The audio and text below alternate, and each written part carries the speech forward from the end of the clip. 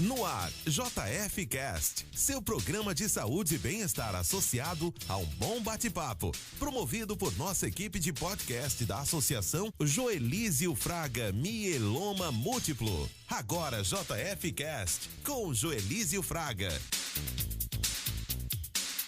Boa tarde, estamos ao vivo pela Melodia FM 87.9 e também direto nos canais do YouTube.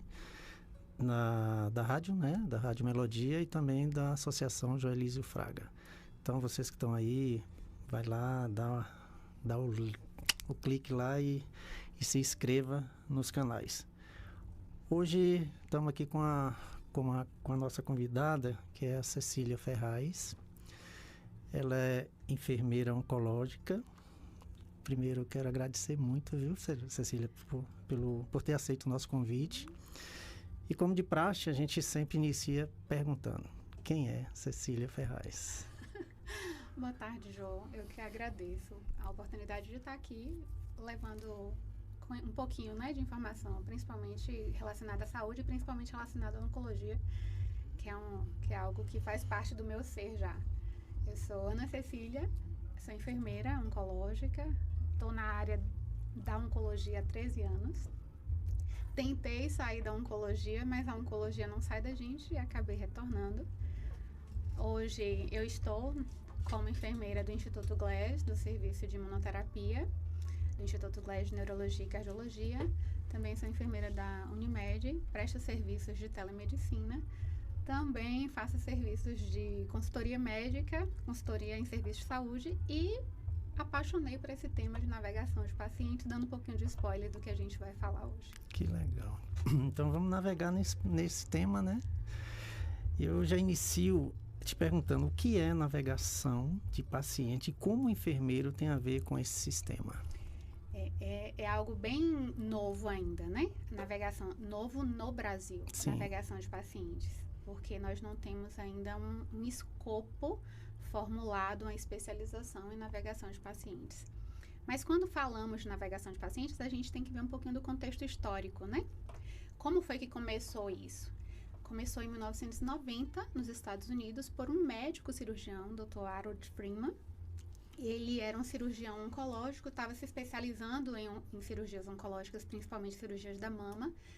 E para ele começou a perceber que muitas pacientes chegavam para fazer a cirurgia, mas chegavam depois do porte, do time de fazer a cirurgia.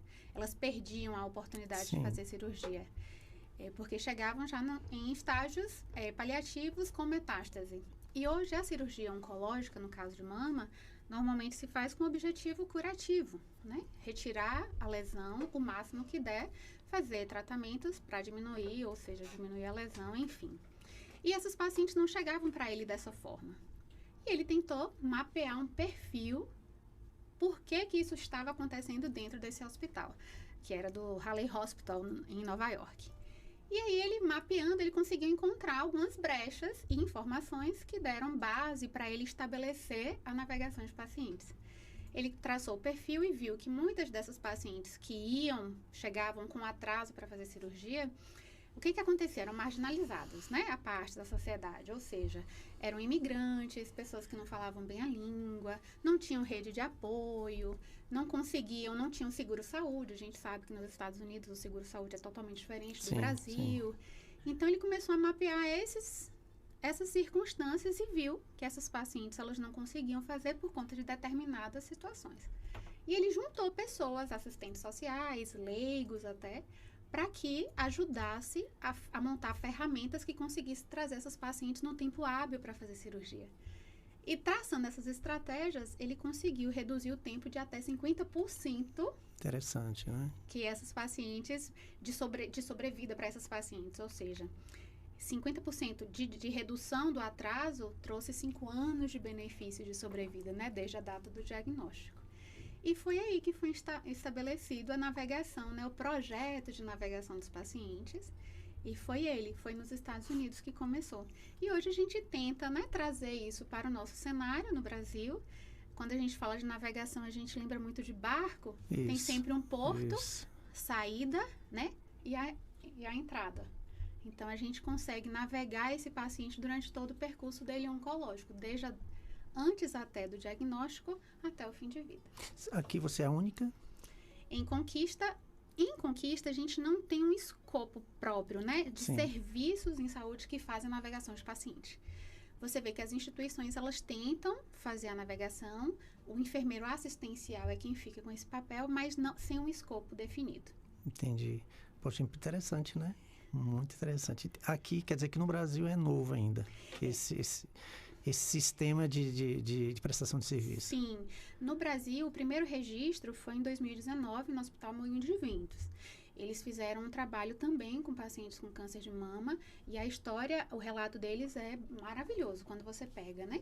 Mas a gente já tem aí praticamente 30 anos de navegação de paciente, mesmo sem essa formalização. Apesar da gente não ter a formalização, a gente tem muitos substratos, né? Sim. Internacionais que nos baseiam, inclusive tem algumas normas da navegação de pacientes que nos mostra 19, eu brinco que são 19 normas básicas, assim, como se fosse a Bíblia da navegação. E que nos dá substratos mesmo para a gente conseguir implementar essa modalidade nos serviços de saúde. Ela é um pouco parecida com paliativo? Pois é, não. Não é? Não se compara? Não tem nada a ver, né? Não, a navegação de paciente, ela vai desde a atenção básica, Sim. atenção primária, até o fim de vida. Então, assim, você consegue estabelecer rotinas de navegação de paciente em todas essas áreas. A gente vai até decorrer, vai estar falando um pouquinho sobre isso. E como é que o navegador navega esse paciente? Quando a gente fala, né, do enfermeiro, antes, só adentrando um pouquinho nesse assunto, quando ele estabeleceu, hoje no Brasil, a maioria dos navegadores são profissionais da enfermagem, são Sim. enfermeiros. Mas existe uma boa parte que são assistentes sociais. Sim. Mas a gente define 2 tipos de navegadores, né? A gente tem o navegador de paciente, que ele não precisa ter uma formação clínica para atuar na área. Ele pode ser de qualquer formação que não seja da área da saúde. E ele consegue navegar não só pacientes oncológicos, mas a gente pode estabelecer navegação de pacientes em qualquer área. E tem também o navegador clínico, que é aquele navegador com formação na área da saúde. E aí, hoje a gente tem um navegador enfermeiro, a maioria do Brasil são navegadores enfermeiros e uma parte de navegadores assistentes sociais. Entendi. Em toda a trajetória de um paciente, como é que o navegador consegue dar conta? O enfermeiro tem que ser independente? Essa é uma pergunta excelente para se fazer, porque a gente não dá conta. O navegador ele não consegue dar conta de toda a trajetória do paciente. Então, o que a gente faz, né? Como é que consegue fazer essa navegação? Primeiro, a gente tem que estabelecer qual é o tipo de navegação que a instituição ela vai querer estabelecer para a gente poder montar e mapear como é que são as estratégias. Mas eu posso fazer uma navegação desde a atenção básica no serviço primário de identificação, antes, né, de resultados, promoção de saúde. Eu posso fazer a navegação já na identificação do câncer. O paciente, ele fez um exame, uma ultrassom, viu lá um carocinho, um nódulo. E aí ele começa a fazer a investigação disso. Eu posso fazer a navegação, né? Eu tenho uma etapa já com o diagnóstico e estipular o tratamento propriamente dito. E também tem aquela navegação que vai ser depois que terminou o tratamento oncológico, eu não tenho mais o que fazer de tratamento. Até o fim de vida, o que eu posso navegar? Então, se você for olhar, o escopo é grande, né? Sim. As áreas de atuação que o navegador ele pode ir é gigante. E por que ele tem que ser independente? Quando a gente fala de navegação, né, de pacientes, o navegador de paciente, ele não é enfermeiro assistencial. No caso, o navegador enfermeiro. Por quê? Porque ele tem que estar solto para conseguir mapear estratégias para que esse paciente ele consiga seguir aquele cronograma de atribuições que é dado a ele, para que ele consiga chegar até o final de tratamento bem. Sim. E se ele está na assistência, ele não consegue direcionar e nem fazer esse papel de educação com o paciente. Hoje pela manhã, estava conversando com um amigo farmacêutico e nós dissemos, né? Às vezes você, no caso do mieloma, o paciente tem que tomar lenalidomida. Sim. Todos os dias. Mas se eu não tenho a avaliação desse paciente, o feedback desse paciente, de como está sendo a tolerância dele com relação à medicação, intolerâncias, reações, eu não consigo educá-lo para que ele tome essa medicação constantemente. Então, o navegador, ele tem muito esse papel educacional, né? Ele vai traçar metas, planejar um cuidado para aquele paciente e, baseado na evolução desse paciente, eu vou conseguir visualizar se ele está aceitando bem o tratamento ou não e até mudar o meu planejamento. E com relação às limitações do tratamento desse paciente, por exemplo, você falando do mieloma, sabe, a lenalidomida mesmo, ele não é disponível pelo SUS. Então, ele tem que ser... Como é que se lida com situações assim, que ele precisa tomar aquele medicamento para ter uma qualidade de vida legal, mas não está disponível para ele? Como é que se lida nessa situação? Quando se tem um navegador, né, no serviço oncológico, tem um navegador que ele parece muito com o advocacy, né? Sim. Como se fosse o advogado desse paciente. Porque Sim. o navegador é o elo, é o profissional que liga a instituição a esse paciente. Sim. Então, a parte de orientação para que esse paciente ele possa tentar judicialmente a medicação, esse navegador ele consegue fazer isso. Ele consegue orientar o paciente. É interessante quando, no SUS, né? Muitas pessoas perguntam, é possível ter um navegador no SUS? Serviços SUS? Principalmente era o que deveria ter. Porque conseguiria auxiliar melhor esse paciente na trajetória Sim. do tratamento dele, né? Que é o que a gente chama de contínuo do cuidado. No caso do paciente, ele já fez todas as alternativas, né, de tratamento disponíveis no SUS. E ele precisa ter outras medicações, porque a dele já chegou na fase que as outras medicações não funcionam. Já não resolve, né? Então, não tem alternativa, né? Às vezes é necessário fazer a judicialização dessa medicação para que ele consiga receber pelo SUS. Então, tipo assim, você tem um cuidador, né? Praticamente isso, né? Porque você tem, tipo assim, a questão de orientar em todos os aspectos e a questão emocional. Pois é. A gente brinca que o enfermeiro navegador, ele é um todo, né? Inclusive um tradutor. A gente brinca muito, nos serviços de saúde, a gente fala muito sobre isso, porque assim, o médico, quando o paciente ele recebe um diagnóstico, ele no mínimo, ele vai passar por 6 profissionais, né? Ele vai passar pelo médico, oncologista ou hematologista, oncológico, né? Ele vai passar pelo cirurgião, ele pode passar pelo radiologista, ele vai passar pelo nutricionista, ele vai passar pelo farmacêutico e talvez, a depender da instituição, ele vai passar por um psicólogo. Cada um desses profissionais tem informações para passar. Entendi. O oncologista vai passar, você precisa fazer isso, tomar isso, tal horário, pam, pam, pam. É uma sequência. Uma sequência. O cirurgião também vai dar orientação. O radiologista vai dar orientação. O farmacêutico vai dizer, você não pode misturar tal medicação com tal medicação porque tem interação medicamentosa. O nutricionista vai dizer, você precisa manter uma alimentação saudável com porte de proteína porque você tem que manter o seu peso porque você não pode emagrecer. O psicólogo vai dar orientações. São tantas informações que esse paciente vai receber que ele acaba ficando estressado, coitado. Ele não sabe nem o que seguir. Prefiro mais. morrer. É praticamente isso. Então, o navegador, quando ele faz a consulta de navegação com esse paciente, ele vai sanar essas dúvidas e vai, a partir do escopo próprio do enfermeiro, de consulta de enfermagem, ele vai traçar um plano de cuidado para esse paciente e vai conseguir orientar em todas essas dúvidas que o paciente tem. Claro que lembrando que quando o navegador ele é definido, né, como navegador, ele não age em todas as áreas, até porque ele não consegue dar conta. Então, Entendi. a depender do que a gente chama de dor da instituição, qual é o gargalo ali que aquela instituição tem, é que eu vou atuar. Entendi. O que está impedindo ainda de não ter um serviço desse? Pô, é muito interessante. Precisa ser divulgado isso. Eu sinceramente, eu vim saber há pouco tempo e eu tenho certeza de que quem está acompanhando a gente nunca ouviu falar. Pois é. Infelizmente, hoje, no Brasil, ainda não tem uma norma que regulamenta a navegação de paciente como formalização. Exemplo, nos Estados Unidos, quando o enfermeiro ele faz o bacharelado de enfermagem, ele tem que fazer uma prova, estilo a prova da ordem aqui no Brasil, para ele ter a certificação de que ele é enfermeiro.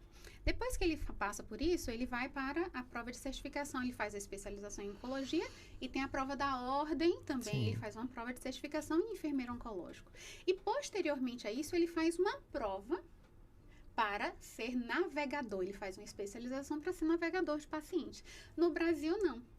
No Brasil, a gente tem cursos que nos certificam a ser navegadores. Para você ter uma ideia, eu conheci a navegação de pacientes, apesar de ter muitas ações, fazer muitas ações de navegador na prática clínica, na prática assistencial, mas eu ainda não era considerada navegadora. Era uma enfermeira assistencial. E quando eu conheci a navegação foi por meio de um podcast. Legal. Que tá eu vendo? ouvi, Um podcast. E aí, muita gente já sabe de conhecendo. Tamara Teixeira, que é uma referência hoje em navegação de pacientes. É uma enfermeira oncologista especialista já há mais de 18 anos na área e que também dá certificações na área de navegação de pacientes. E, por coincidência, conversando com um amigo da Aerofarma, da indústria farmacêutica, ele falou assim, quer fazer o curso? Eu falei, claro. E aí ele me deu o curso. E aí, quando eu fiz, eu consegui conhecer alguns serviços que já haviam implantado a navegação de paciente e você vê na prática como funciona. Legal. E você vê literalmente que, a depender do que você estabelece como alvo para a navegação, que aquilo realmente funciona. É porque quem é paciente sabe a necessidade que tem, né, de ter esse apoio. É porque não é fácil você receber um diagnóstico de um câncer, ela fica perdida. Como a gente estava falando, a gente tem que quebrar esse estigma, né, de que câncer é fim, né?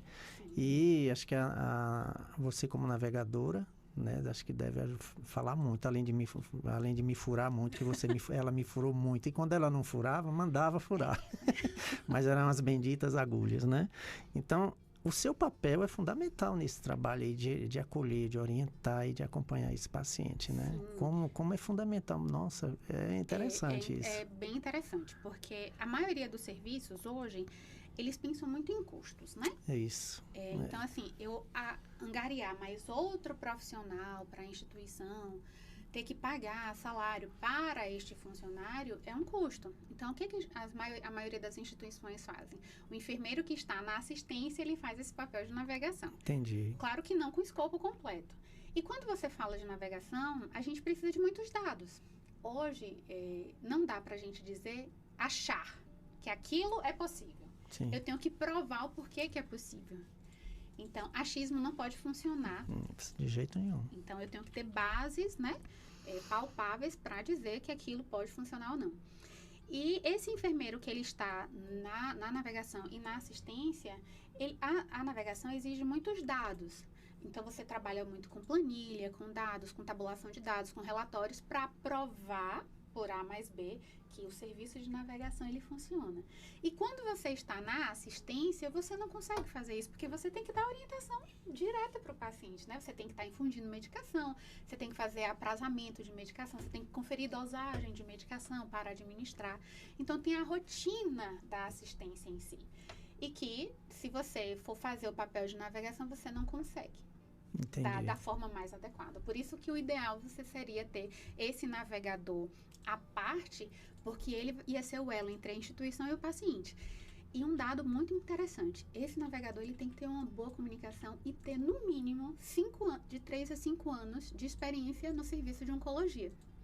Por quê? Porque se eu não conheço os processos, eu não conheço protocolos, eu não tenho uma boa comunicação, eu não tenho uma relação interpessoal com a equipe multi, você não consegue dar o cuidado para esse paciente, nem direcionar. Pois, interessante. Teve um caso lá em Belo Horizonte, né? Que, infelizmente, foi um paciente de mieloma, veio a óbito por um erro de administração do enfermeiro. Eu tomei esse medicamento, era uma por semana, ele acabou tomando 4. Infelizmente veio a óbito. O que você acha que aconteceu nisso, Cecília? É interessante quando a gente fala de um erro de administração de medicamento, porque não é só a falha em quem administrou, né? Quando você vê esses acontecimentos, infelizmente, quando você vê esses acontecimentos em serviços de saúde, há uma falha do sistema. Então, assim, hoje, como é que funciona, né, o processo para a administração de uma medicação? De um esquema quimioterápico. Primeiro, a gente define o protocolo terapêutico essa dose do protocolo terapêutico, ela é baseada em superfície corpórea, né? Em peso vezes a altura, para dar essa superfície corpórea do paciente, para a gente definir a dose que ele vai tomar. Isso tem que estar cadastrado no sistema operacional informatizado para facilitar, porque imagine você calcular a dose de todo mundo ali, né? Então, o sistema ele já faz esse cálculo para você, mas o médico, ele avalia esse paciente, prescreve o tratamento, que está ali delimitado, porque tem uma dose máxima tolerada por esse paciente. Essa prescrição médica, ela vai para o setor de enfermagem e vai para a farmácia. A enfermagem, ela avalia essa prescrição, baseado no protocolo, dá o ok, o start, para que a farmácia manipule. Sim. Então, imagine, ó, essa prescrição, ela passa pelo médico, Sim. passa pela farmácia e passa pela enfermagem. Inicia no pelo médico, isso. Passa na enfermagem, né? A depender do serviço, para avaliar e validar essa prescrição. A farmácia faz essa conferência, manipula essa medicação. Essa medicação, ela volta para a enfermagem para ser administrada. Então, em qual gargalo, né? Qual foi a falha nesse serviço? No médico prescrever uma dose alta, no farmacêutico manipular uma dose tão alta, o enfermeiro administrar uma medicação uma dose tão alta. Então, assim, você vê que tem entraves em todas as áreas. Sim. Então, cabe à instituição, claro que normalmente a instituição ela se livra da culpa, né? Foi quem a gente procura culpar quem administrou. Não tirando a culpa da enfermagem de forma alguma, nem tirando a culpa de ninguém. Mas, infelizmente, isso acontece. O que eu tenho que fazer hoje para evitar que isso aconteça novamente? Então, assim, uma dose 4 vezes maior, esse enfermeiro que administrou, ele tinha conhecimento da dose terapêutica? Ele já tinha administrado antes medicações assim? Ele estava num turno que estava muito cheio para administrar uma medicação assim? O farmacêutico que manipulou não prestou atenção que era uma dose específica desse paciente? O médico, ao prescrever, não viu que tinha uma vírgula, faltando uma vírgula, um ponto na prescrição? Por que esse sistema não bloqueou na hora que ele digitou errado, ou seja, essa dosagem maior? Então, não dá para a gente culpar uma pessoa especificamente. Houve uma falha no serviço da instituição e que precisa ser melhorado com técnicas de qualidade. Hoje, pela manhã, conversando com o farmacêutico, a gente falou por que a vigilância, as inspeções da vigilância são tão boas para o serviço. As instituições acham péssimo, né? Porque você tem que seguir normas. Às vezes a gente acha que é até desnecessário. Mas por que eles cobram tanto? Por que cobra tanto serviço de qualidade? Por que cobra tanto núcleo de segurança do paciente? Por que a checagem do paciente correta é tão importante? Então, assim, isso evita erros. E erros, às vezes, custam a vida de um paciente, que foi o caso desse, né? Ele estava já no finalzinho do tratamento, já caminhando para o transplante, né? E, lamentavelmente, aconteceu essa fatalidade. E falando de mieloma, né? Às vezes, as pessoas têm... A gente comentou há pouco que as pessoas têm tanto medo de ouvir a palavra câncer, estigmatiza que câncer é uma sentença de morte, tá? E a gente tem que desmistificar isso. As pessoas falam, Cécia, você sempre repete isso. E realmente eu sempre repito isso. Porque quando você é hipertenso, diabético, né? Você tem que tomar remédio para o resto da vida. Mas você não se importa de tomar remédio para o resto da vida. É só uma hipertensão. É grave, tão grave quanto? Porque se eu não tomar cuidado, meu coração pode parar. Com o diabetes também, as intercorrências com o diabetes mal cuidado também é gravíssimas. Mas os pacientes não têm medo. Por que quando fala que eu não tenho cura da doença, mas eu tenho tratamento, é uma doença crônica e eu tenho um tratamento que me dá uma sobrevida altíssima? Eu tenho medo de dizer que eu tenho, né? E como é que eu encaro esse tratamento? Por isso que o navegador de paciente, ele é tão importante no serviço de saúde, principalmente para essas doenças crônicas, né? Eu falo para a parte das doenças oncológicas crônicas, que a gente fala que não tem cura. Porque você consegue desmistificar do paciente que ele vai morrer agora. Não é de imediato. Às vezes o paciente oncológico, ele morre de outras complicações que não é o câncer. Não sei se você lembra do seu Menezes, né? Sim. Pois é, ele tinha mieloma, mas faleceu de um AVC. Então ele acabou não cuidando da outra parte. Eu sempre fui falando aqui num outro podcast que às vezes o paciente ele tem câncer, mas não vai morrer daquele câncer, morrer de outra coisa. Acaba esquecendo de outras partes do corpo, lá como coração, glicemia, enfim, né? E aí, esse é que é o trabalho da associação também, de desmistificar essa ideia de que câncer é fim. Né? Eu mostro minha cara para isso. Né? E você é a prova viva de que não é fim, Jô. Não é fim. Não é fim. Você pode conviver muito bem, né? Muito bem com câncer. Sim. E é triste, né? É triste. Quando eu falo que quando chega um paciente procurando a gente vai primeiro cuidar da cabeça dele para depois ver como é que está a situação do mieloma. Né? A questão de falar para ele, aceita que vai passar, né? E passa, né? Ô, minha querida, existe algumas diferenças do enfermeiro assistencial para o enfermeiro navegador? Sim, com todas as letras. Não. Existe sim. Uma coisa que a gente vale lembrar é porque nem sempre o enfermeiro assistencial ele já tem um know-how de muita experiência na oncologia. Às vezes o enfermeiro ele foi contratado para a instituição e tem pouco tempo de experiência, ele vai adquirindo. Então, conhecer protocolos terapêuticos, conhecer reações adversas, conhecer interações medicamentosas dessas medicações, conhecer a aceitabilidade desse paciente oncológico, algumas especificidades que esse paciente oncológico tem, que é diferente de todas as outras áreas. Então, assim, o enfermeiro, ele tem que ter o navegador, ele tem que ter uma vivência na oncologia de pelo menos 3 a 5 anos, para ele entender realmente como funciona. O enfermeiro navegador, ele tem que ter uma boa comunicação, e boa comunicação com todos os setores, porque a equipe, ele vai ser esse elo entre todo mundo. Tem enfermeiro assistencial que ele não tem uma boa comunicação, ele é muito bom no que ele faz, mas ele é na dele. Entendi. Tem enfermeiro assistencial que está na zona de conforto e não quer sair daquela zona de conforto. E hoje, para você estar na navegação, você tem que estudar,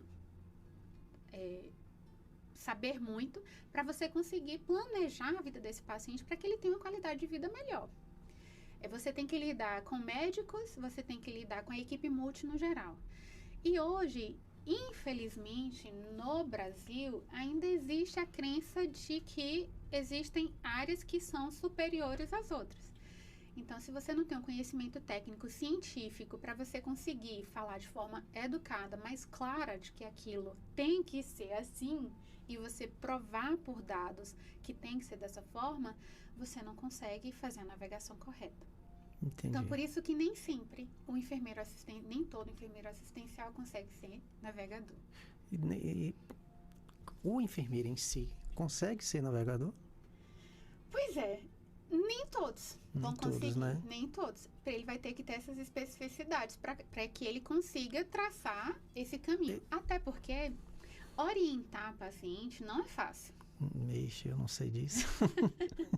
Então, você tem que tentar mostrar para o paciente que se ele seguir essa linha de cuidado, ele vai ter uma qualidade de vida lá na frente. Mas eu também tenho que provar para a instituição que o meu trabalho com esse paciente, ele é importante. Vou dar um exemplo só para facilitar assim, o entendimento. Existem medicações que eu preciso tomar em jejum, tratamento oncológico, um exemplo. Eu preciso tomar em jejum, eu não posso misturar, eu não posso quebrar, eu não posso macerar, eu não posso tomar um comprimido. Eu tenho que tomar 7 comprimidos de vez em jejum. E esse paciente, ele simplesmente acha que ele pode tomar com leite, que ele pode pilar lá no pilãozinho, né, para ser fácil de deglutir, e ele faz isso.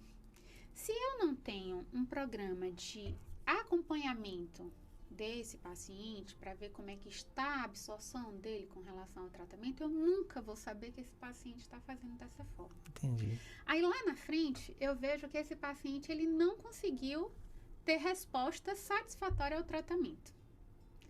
Aí quando você vai lá para trás para ver como foi a aceitabilidade do tratamento, foi inadequada. Outra coisa, o paciente ele está fazendo quimioterapia que tem reações adversas mais severas.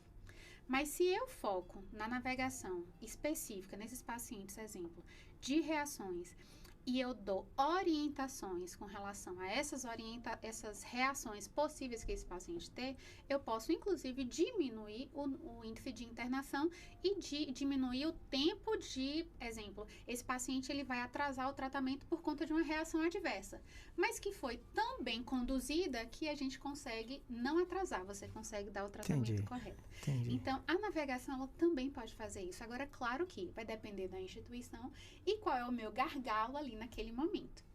Exemplo, em Vitória da Conquista, vamos dar um exemplo de uma instituição que ela não tenha todas as áreas ali juntas, né? Tá tudo muito separado. Como é que eu vou conseguir alinhar com que esse paciente, ele consiga tratar se eu dependo do cirurgião, exemplo? Sim. Se eu dependo de um laudo de exame, se eu dependo que esse paciente faça o exame de laboratório no dia adequado para ele poder ciclar. Então, se esse é o gargalo da instituição, o navegador, ele vai conseguir delimitar isso e vai conseguir acompanhar esses pacientes para que eles não atrasem o tratamento. Entendi. Acho que uma parceria muito forte nesse seu trabalho é a família, né? Demais. Esse é o nosso ajudador. Sim, porque o paciente lá, coitado, vamos dizer que ele está lá bem debilitado, quem está cuidando dele, a família, eles têm que ser seu parceiro, né? Hoje, quando a gente fala de oncologia, não é o paciente oncológico apenas. Não, é a Você família. trata o todo. Desde o paciente, a família também. Porque a família tem medo de perder esse paciente. Às vezes, esse paciente, ele é o arrimo da família, financeiramente falando. Uhum. Então, assim, existem entraves na relação desse paciente que precisa ser bem trabalhada, e esse enfermeiro, ele consegue orientar e manejar de uma forma que você consiga dar um tratamento de forma adequada, com apoio, claro, de todos esses. Isso. Porque sem esse apoio você não consegue ter tratamento. Não sei se você vai concordar comigo, acho que o paciente, ele estando bem emocionalmente, tudo facilita, né? Jô, isso até aí, custo para a instituição, até, não é? Isso é não tem nem o que discutir, Ju. Tanto é que a parte psicológica é algo que deveria ser tratado em todas as instituições. Porque quando o paciente ele aceita bem o tratamento, aceita mentalmente de Sim. que ele pode fazer o tratamento e que ele vai enfrentar, o próprio organismo responde de maneira favorável. Tanto que hoje existem tantas técnicas para que o paciente ele esteja bem emocionalmente, que ele consegue conduzir o tratamento sem atrasos, sem barreiras, né? Vamos dizer assim, que impeçam que ele termine o tratamento de forma adequada. Pois é, e outra coisa, tratar a família também, né? Porque não eu vou te dizer, a família às vezes atrapalha muito mais do que... não é impressionante. No serviço de oncologia, principalmente, a gente tem... Porque o paciente, ele vira nossa família, né? Sim. Porque a gente tem contato com esse paciente durante 1 ano, 2, no mínimo 6 meses. Mas a gente vai ter contato com esse paciente muito tempo. Esse paciente, a depender do esquema que ele faz, a gente vai ver a cada 15 dias, 21, todo mês, a gente vai estar ali. A gente sabe mais da vida dele do que até ele mesmo. Então, quando a gente não trata a família junto, é muito difícil a aceitação, porque o familiar fala, eu não quero que ele faça o tratamento. O paciente quer fazer, mas ele é dependente do familiar. E aí? Essa medicação tá demorando demais. Essa medicação tem que ser mais rápida. Você não pode aumentar o goteiramento aí. O enfermeiro assistencial na oncologia sofre, eu imagino, um pouquinho com o familiar. Então, por isso que o papel de educar esse familiar é tão importante. Pois é. Como ganhar eficiência na navegação de pacientes, visto que temos instituições privadas, outras do SUS? Existe alguma diferença na navegação? Ou tem benefício em ambas? Tem benefício em ambas, principalmente no SUS, que você quer otimizar recursos.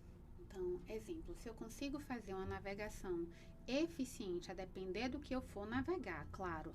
É por isso que existe, eu preciso mapear, a instituição tem que me dizer qual é o gargalo dela, e eu tenho que mapear o que eu vou estabelecer como navegação. Mas, exemplo, um paciente, a gente sabe que o Sistema Único de Saúde, o financiamento do tratamento é por meio de APACS, né? Que é a autorização para o pagamento desse paciente. Então, todo mês eu recebo esse valor. Se esse paciente, ele atrasa o tratamento, eu vou não vou receber esse valor. O que levou ao atraso desse paciente? Foi o exame de sangue desse paciente que ele não conseguiu realizar? O hospital que ele ficou internado por conta de alguma reação e no hospital ele complicou? Ele teve orientação suficiente para ele manejar corretamente as reações?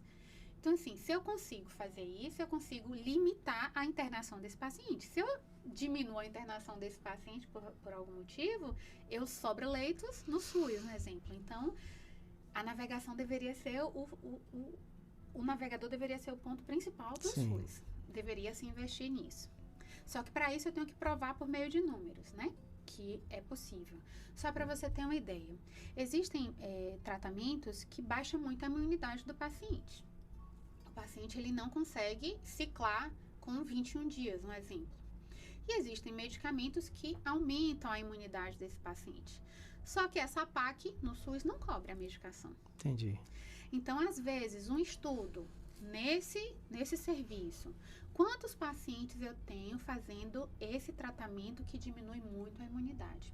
Quanto custaria dar essas medicações para estimular o sistema imunológico dele? Será que compensaria para que não houvesse atraso desse paciente?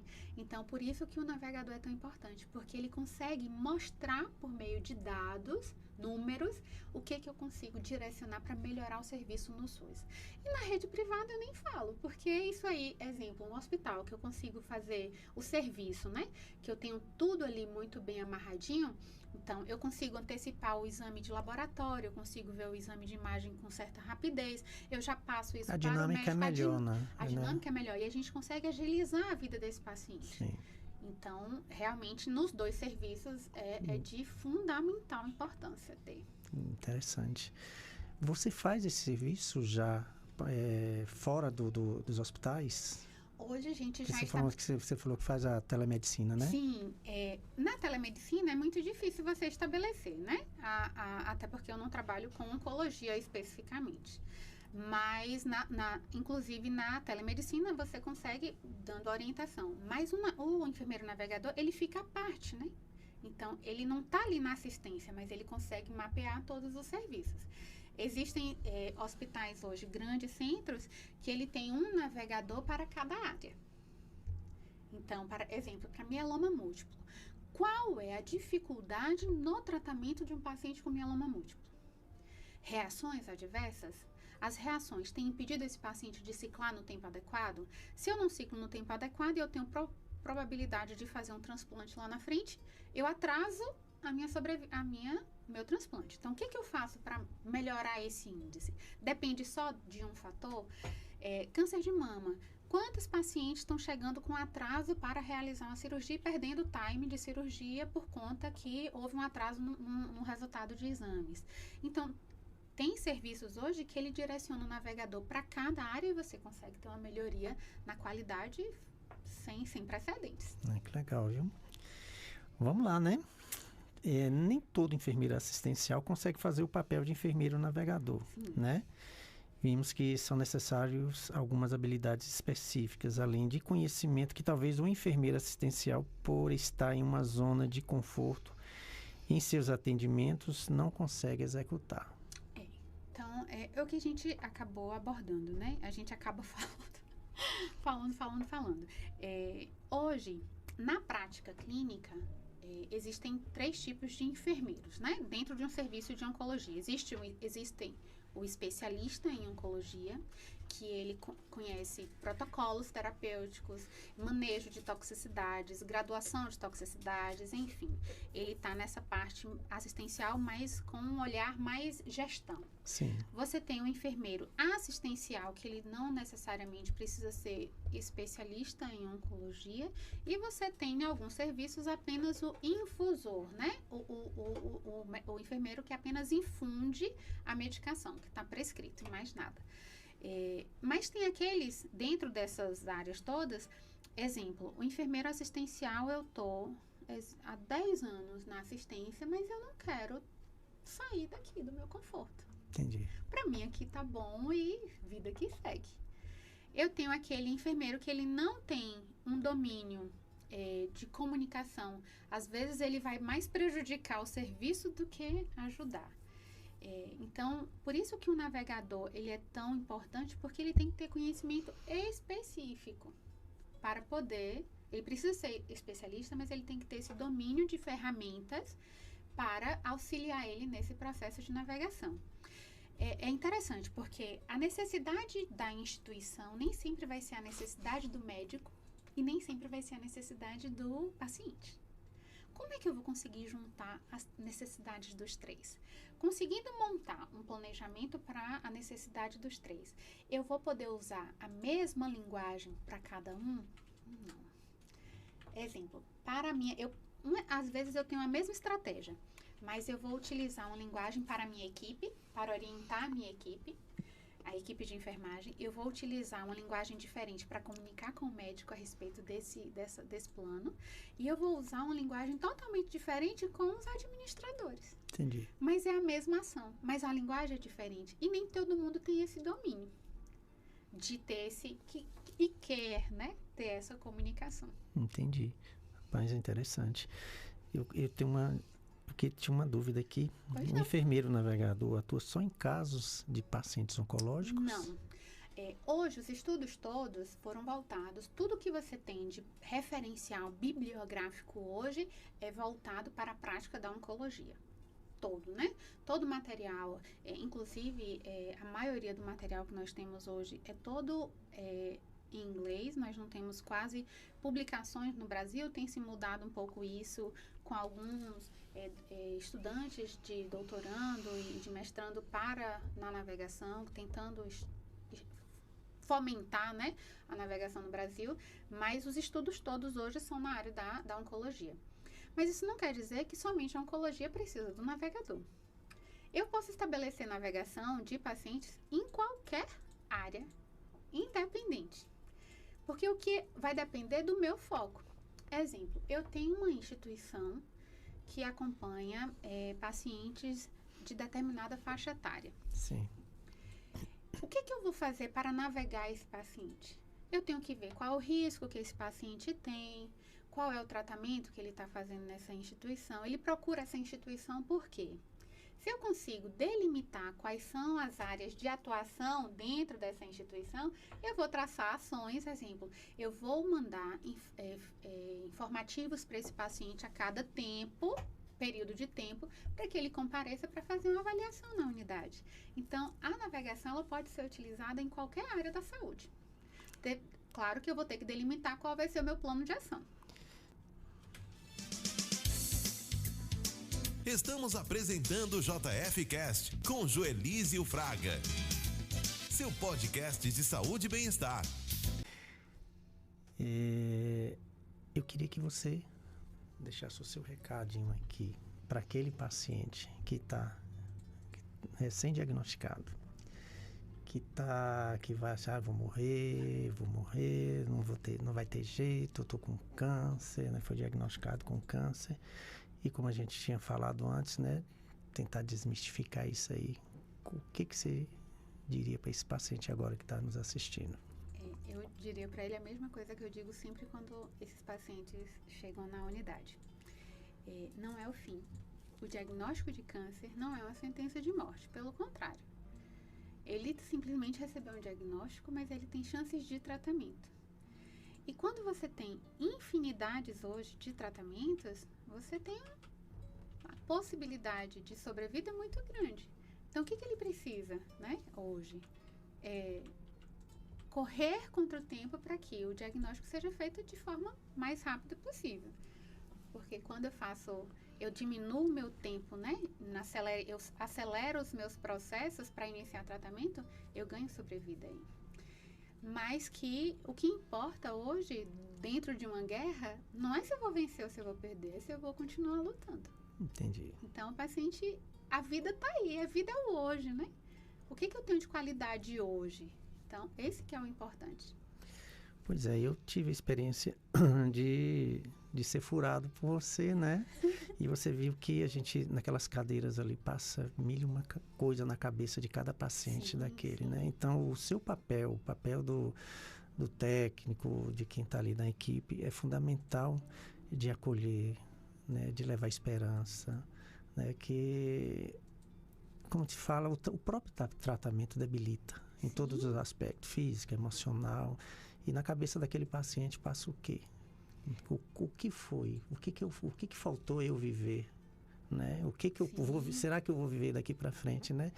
Então, eu acho que Deus deu uma missão para você, né? Que é de cuidar, de acolher, de ser essa navegadora, né? E eu, em nome de todos os pacientes, eu só tenho que agradecer por todo o carinho que você teve, que você tem, e com certeza vai estar continuando tendo por esses pacientes, porque só quem passa sabe, né? Eu digo que trabalhar na oncologia muda a nossa percepção de vida. Sim. Porque não é que você trabalha com um limite, né? Mas você ressignifica a vida. Você dá valor ao que você não dava valor antes. Sim. Então, quando você recebe a informação, ressignificar o que é importante para você realmente vale muito a pena. E os pacientes oncológicos, eles têm essa possibilidade de fazer isso durante o processo de doença, né? Sim. De ressignificar, de melhorar questões ou de resolver questões que estavam tão mal resolvidas, né? Então, durante o tratamento, você tem essa possibilidade. E você aprende muito, né? Porque quando você tá ali como papel de paciente, você perde alguns medos, né? E perde alguns filtros também. Então, você quer a verdade ali o tempo inteiro. E a gente aprende a ser assim, né? Ser verdadeiro com o outro. Então, acho que a oncologia tem me ensinado. Cada dia eu brinco que eu não sei absolutamente nada. Cada dia que eu passo vivenciando um pouquinho da oncologia e da área da saúde, eu vejo que eu preciso aprender um pouquinho mais. É interessante que o pouco tempo que nós ficamos juntos ali na clínica, eu perdi três pessoas, né, ali, né, que o câncer levou. Imagina você, né? Você tem que ter um equilíbrio, uma fé, né, para tocar o resto, porque o livro daquele ali fechou, a última capa, né? E os livros, as páginas ainda estão passando, né? E você é aquele, como é que fala? Aquele bichinho que coloca ali no meio. O marca-texto. Vamos cuidar, ler devagar, entendeu? Então, seu papel é fundamental nesse trabalho, né? De cura, nesse trabalho de esperança. Eu tive o privilégio eu brinco que eu fui felizada, sabe? Em trabalhar na saúde e trabalhar com a equipe de pessoas tão maravilhosas. Porque a equipe da oncologia, você pode olhar, na maioria dos serviços não tem estrelismos. Não, nem pode. Nem pode ter, né? Então, você vive com pessoas que são pessoas realmente. E que estão ali por um bem maior, que é a qualidade de vida desse paciente. E eu tive o privilégio de trabalhar com seres humanos incríveis e que só fez contribuir. Somou bastante. Somou muito para a minha vivência profissional, de verdade. Eu só agradeço. E os pacientes eu nem digo, porque eles foram os meus maiores mestres, né? Porque a gente aprende muito mais com eles do que com qualquer outra coisa. Pois é. Eu agradeço muito, meu anjo, né, de você ter aceito o nosso convite. Nossa, foi muito interessante esse tema, né? Eu acredito que muita gente que está acompanhando, né, e que vai assistir depois lá pelo canal do YouTube, conhecer o que é navegadora de pacientes oncológicos. Muita gente nunca tinha ouvido falar, e como é fundamental. Sim. E vamos trabalhar para colocar logo isso em prática, né? Que depender da associação, que depender da gente, a gente está aí à disposição para a gente, porque tem paciente que está precisando e vai precisar desse serviço seu. Tá bom? Eu que agradeço a oportunidade. Então, semana que vem nós vamos estar aqui com Iracema Machado, lá da CRI, vamos falar daqueles de vacina, né? Semana que vem. Vacina já é odiado e amado por muitos, né? Então, nós vamos falar bastante aqui semana que vem, tá? Muito obrigado. Eu que agradeço. E lá, dá o linkzinho lá no YouTube, né? Compartilhe, né? Porque o nosso canal tem muitas informações legais, tá bom? Deus abençoe a todos e até semana que vem. Até logo.